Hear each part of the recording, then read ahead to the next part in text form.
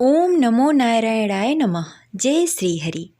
प्रिय श्रोताओं, आज बृहस्पतिवार के दिन भगवान बृहस्पति देव के चरणों में नमन करते हुए पूरी श्रद्धा और भक्ति के साथ सुनते हैं बृहस्पतिवार संपूर्ण व्रत कथा और आरती। तो प्रेम से बोले लक्ष्मी नारायण की जय।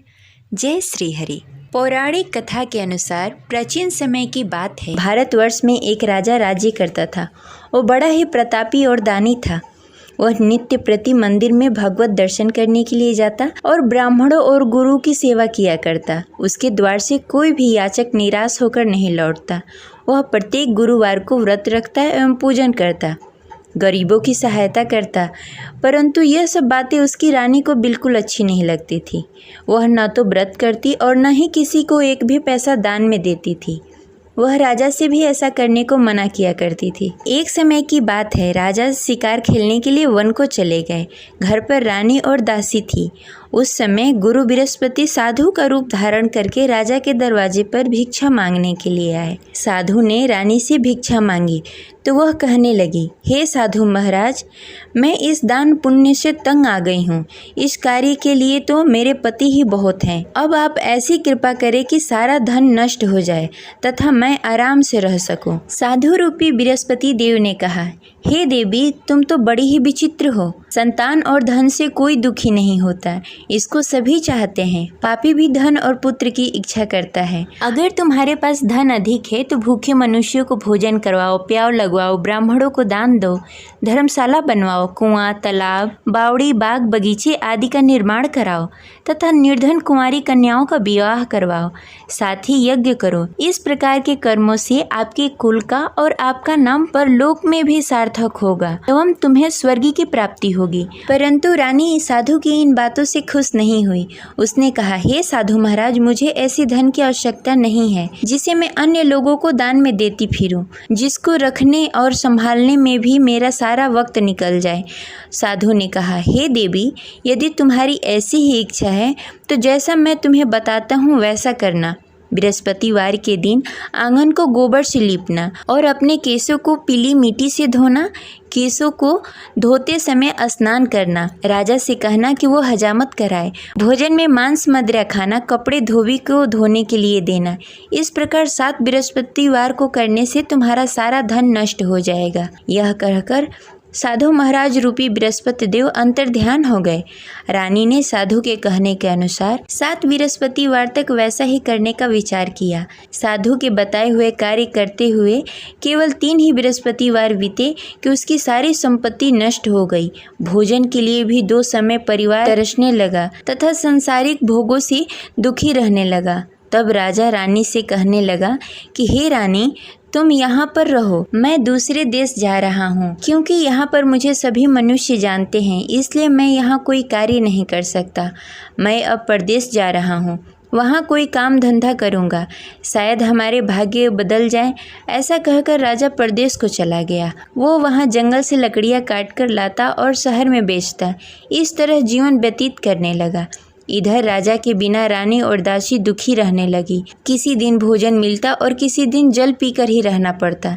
एक दिन रानी और दासी को भोजन किए बिना 7 दिन व्यतीत हो गए। तो रानी ने अपनी दासी से कहा, हे दासी, यहाँ पास के नगर में मेरी बहन रहती है। वह बड़ी ही धनवान है। तुम उसके पास जाओ और वहाँ से 5 सेर बेझल मांग के लाओ, जिससे कुछ समय के लिए गुजारा हो जाएगा। दासी रानी की बहन के पास गई। रानी की बहन उस समय पूजा कर रही थी। बृहस्पतिवार का दिन था। दासी ने रानी की बहन से कहा, हे रानी, मुझे आपकी बहन ने भेजा है, मुझे 5 सेर बेझल दे दो।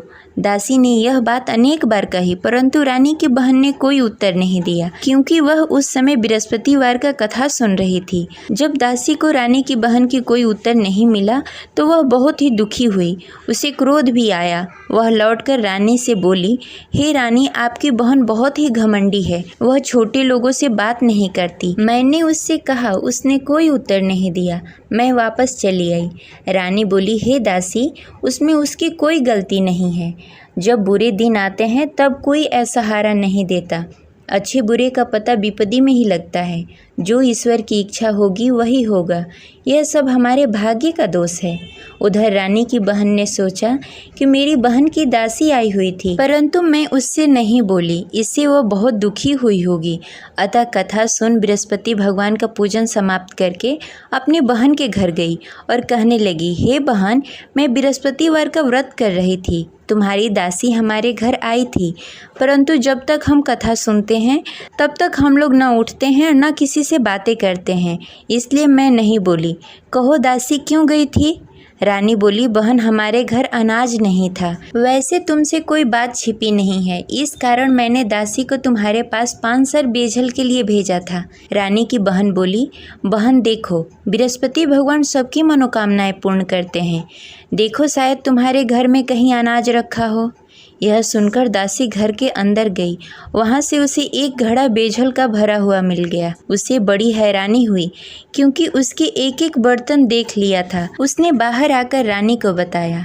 दासी अपने रानी से कहने लगी, हे रानी देखो, वैसे हमको जब अन्न नहीं मिलता तो हम रोज ही व्रत करते, अगर इनसे इस व्रत की विधि और कथा पूछ ली जाए तो हम भी इस व्रत को किया करेंगे।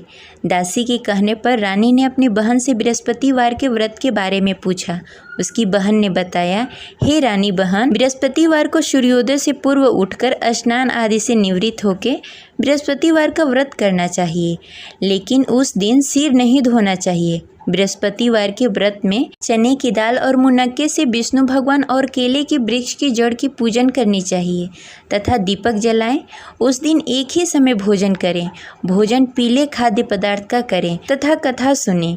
इस प्रकार करने से गुरु भगवान प्रसन्न होते हैं और अन्न पुत्र धन देते हैं। इस प्रकार व्रत और पूजन की विधि बताकर रानी की बहन अपने घर को लौट गई। रानी और दासी दोनों ने ही निश्चय किया कि वे बृहस्पति भगवान का पूजन जरूर करेंगी।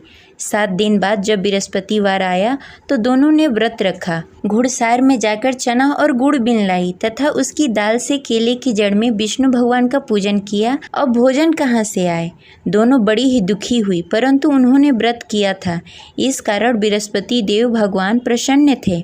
वे एक साधारण व्यक्ति के रूप में 2 थालों में सुंदर पीला भोजन लेकर आए और दासी को देकर बोले, हे दासी, यह भोजन तुम्हारे और रानी के लिए है, तुम दोनों करना।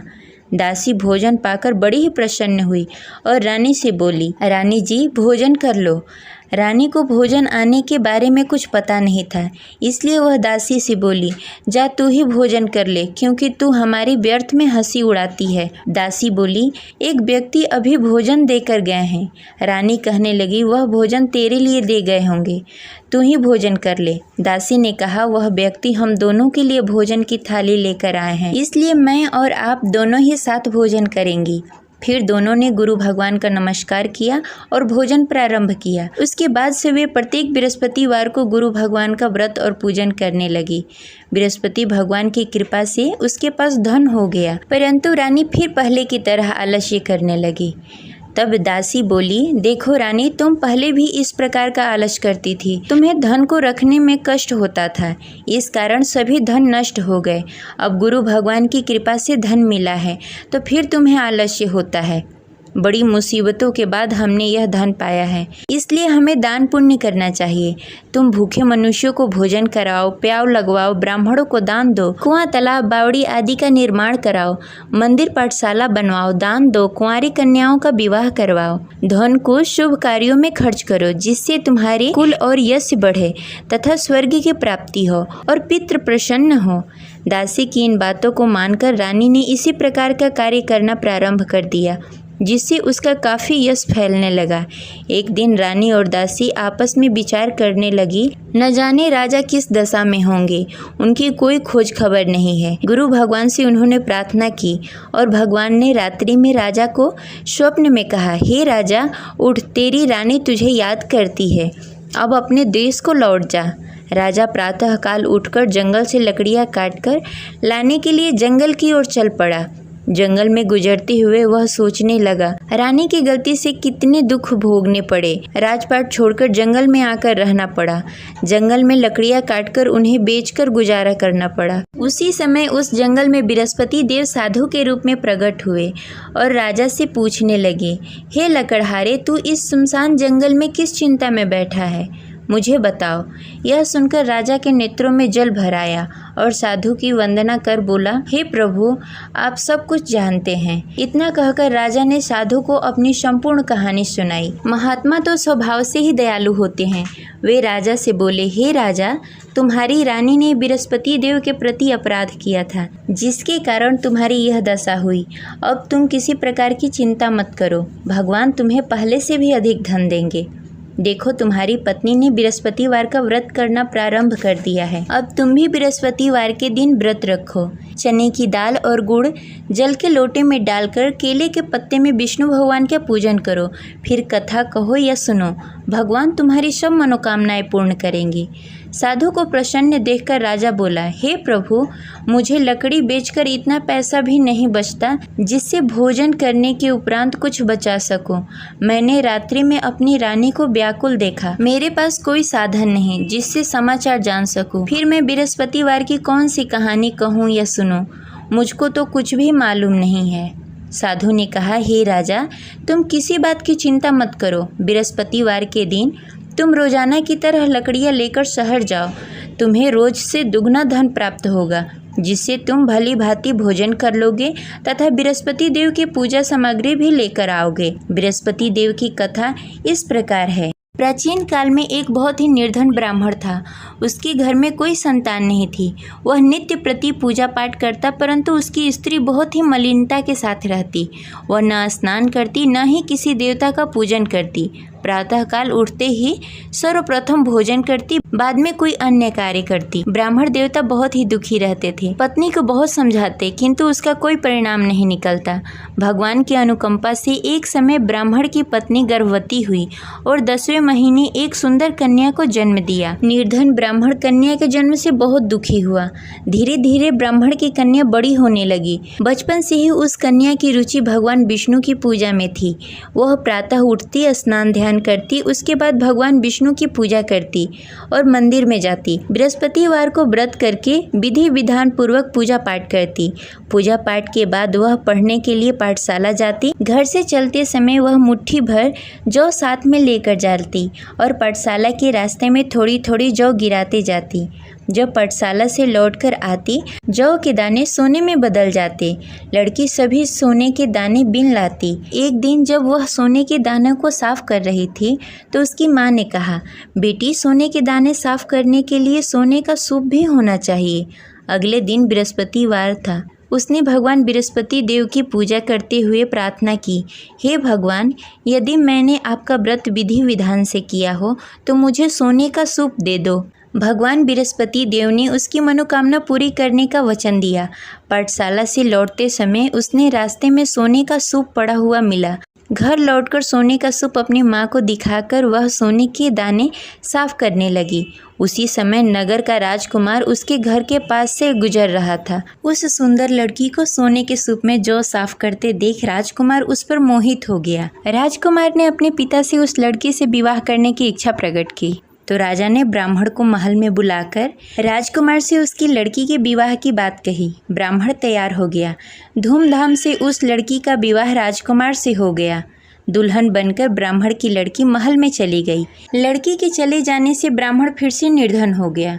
उसे कई कई दिनों तक बिना भोजन के रहना पड़ा। बहुत दुखी होकर ब्राह्मण एक दिन अपनी लड़की के पास गया। अपने पिता से निर्धनता का समाचार सुनकर उसे बहुत सारा धन देकर पिता को विदा किया। उस धन से ब्राह्मण का कुछ दिनों तक आराम से गुजारा हुआ, लेकिन जल्द ही फिर भूखों मरने की हालत हो गई। ब्राह्मण अपनी लड़की से धन लेने के लिए फिर महल में पहुंचा। लड़की ने पिता की बुरी हालत देखकर कहा, पिताजी, आखिर आप कब तक मुझसे धन लेकर जीवन व्यतीत करेंगे? आप कोई ऐसा उपाय क्यों नहीं करते जिससे आपका घर धन्य धान से भर जाए? ब्राह्मण ने कहा, मैंने तेरी माँ को बहुत समझाने की कोशिश की, पर उसकी समझ में कुछ नहीं आता। उसकी फुहड़ता नष्ट हो तब तो घर की निर्धनता दूर हो।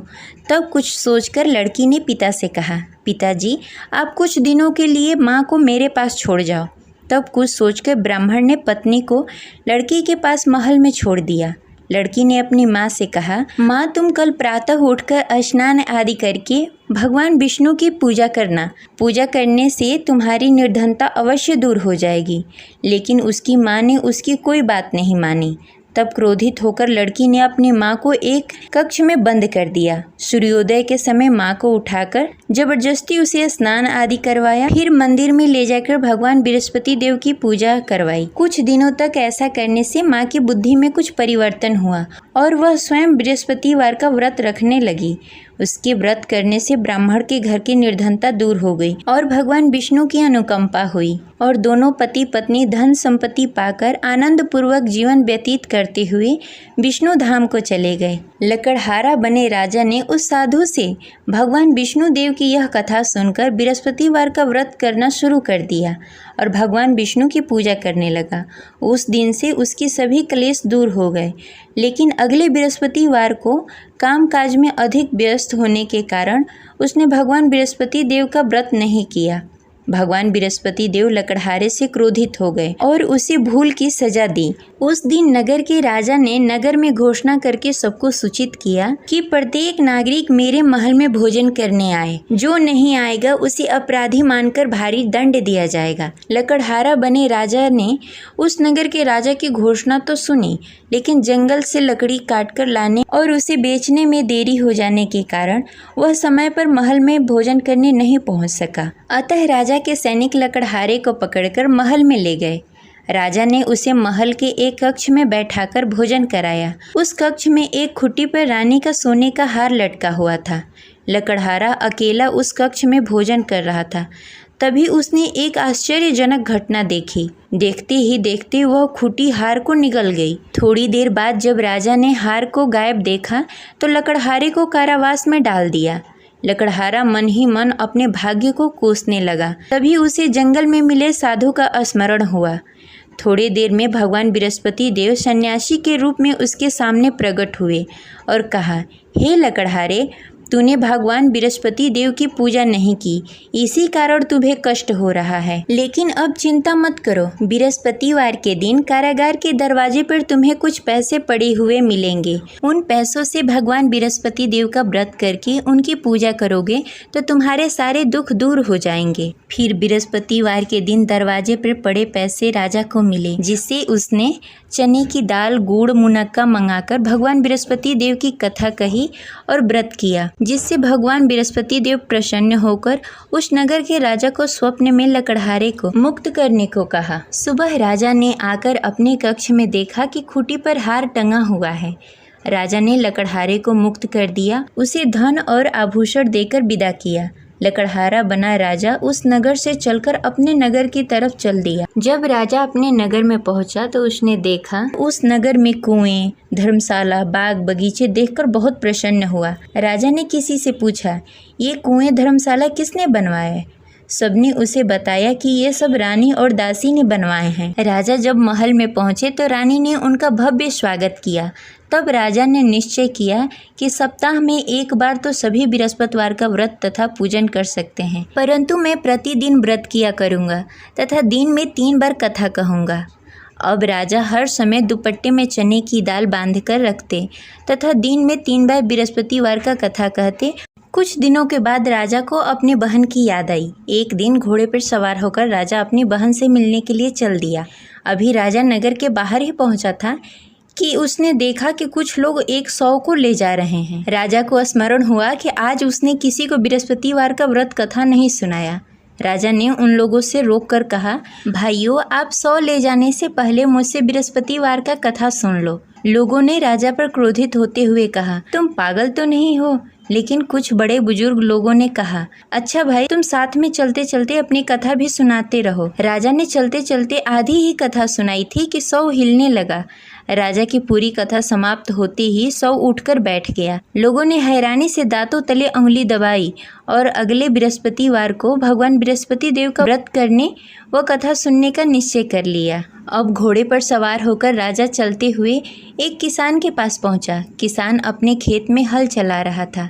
राजा ने कहा, अरे भाई, मुझसे बृहस्पतिवार का कथा सुन लो। किसान झुंझलाकर बोला, अरे भाई, देख नहीं रहे, जितनी देर मैं तुम्हारी कथा सुनूंगा उतनी देर में तो पूरी खेत में हल चला लूंगा। राजा निराश होकर चला गया। तभी किसान का बैल लड़खड़ा के गिर गया और किसान के पेट में भी जोरों से दर्द होने लगा।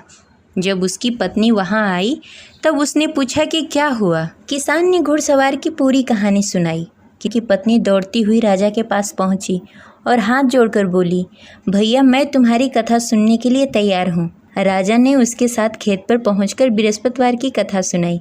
तभी बैल भी उठकर खड़ा हो गया और किसान के पेट का दर्द भी तुरंत ठीक हो गया। राजा वहां से अपने घोड़े पर सवार होकर अपने बहन के घर पहुंचा। तब राजा की वहां बहुत आव भगत हुई। अगले दिन सुबह उठकर राजा ने देखा घर के सभी लोग भोजन कर रहे हैं। किसी भूखे को बृहस्पतिवार का कथा सुनाए बिना राजा कभी भोजन नहीं करता था। उसने बहन से कहा, बहन क्या घर में कोई ऐसा व्यक्ति है जिसने भोजन नहीं किया हो? उसकी बहन ने बोला, भैया हमारे घर तो क्या, आपको पूरे नगर में कोई ऐसा व्यक्ति नहीं मिलेगा जिसने सुबह सुबह भोजन नहीं किया हो। तब राजा ने बहन के घर से निकलकर उस नगर में बिना भोजन किए हुए व्यक्ति की तलाश करनी शुरू की। एक गडेरिये के घर में उसका बेटा बीमार होने के कारण भूखा रह गया था।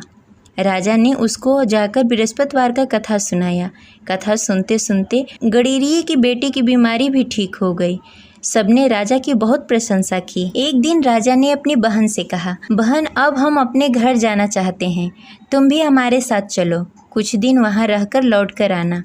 राजा की बहन ने अपनी सास से पूछा तो सास ने ताने देते हुए कहा, बहू मायके जाना हो तो अकेली जाना, मेरे पोतों को लेकर नहीं जाना।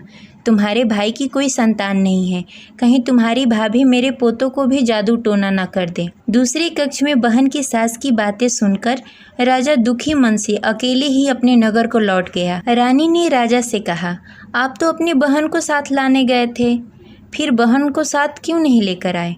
तब राजा ने दुखी होते हुए कहा, रानी हम निसंतान हैं, इसलिए कोई हमारे घर आना पसंद नहीं करता। रानी ने राजा को समझाते हुए कहा, मैं बृहस्पति देव ने सब कुछ दिया है, अब भगवान बृहस्पति देव हमें संतान भी अवश्य देंगे। बृहस्पतिवार को विधि पूर्वक व्रत करते हुए राजा और रानी ने भगवान बृहस्पति देव से संतान के लिए प्रार्थना की। कुछ दिनों के बाद ही रानी गर्भवती हो गई। 10वें महीने रानी ने एक सुंदर बालक को जन्म दिया। राजा रानी जीवन प्रयत्न बृहस्पतिवार का व्रत करते रहे। उनके घर में धन्य धान्य की वर्षा होती रही। इस तरह अनंत पूरक जीवन यापन करते हुए राजा रानी भगवान बृहस्पति देव की अनुकंपा से मोक्ष को प्राप्त हो गए। बृहस्पतिवार को विधि पूर्वक व्रत करके जो स्त्री पुरुष भगवान विष्णु की पूजा करते हैं उनकी सभी मनोकामनाएं पूर्ण होती है। जय बृहस्पति देव। अब सुनेंगे बृहस्पति देव की आरती। ओम जय बृहस्पति देवा, ओम जय बृहस्पति देवा, छिन छिन भोग लगाऊं कदली फल मेवा। ओम जय बृहस्पति देवा, तुम पूर्ण परमात्मा, तुम अंतर्यामी, जगत पिता जगदीश्वर, तुम सबके स्वामी। ओम जय बृहस्पति देवा, चरणामृत निज निर्मल, सब पातक हरता, सकल मनोरथ दायक, कृपा करो भरता। ओम जय बृहस्पति देवा, तन मन धन अर्पण कर, जो जन शरण पड़े, प्रभु प्रगट तब हो कर, आकर द्वार खड़े।